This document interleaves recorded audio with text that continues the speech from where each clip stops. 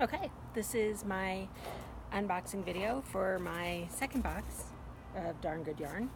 You can see the box didn't make it so well this time. We'll see what's inside. This one time I have not already opened the box, so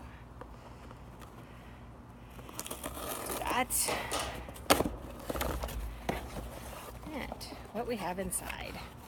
Let's see, we have nice bunch of yarn, pretty green color, sport weight silk yarn, and instructions to make a little purse.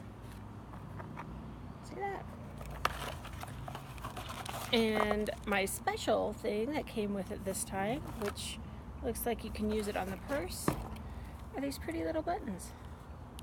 Look at how cool those are. So, the second box, another success. Beautiful. Looking forward to seeing if I can put something together.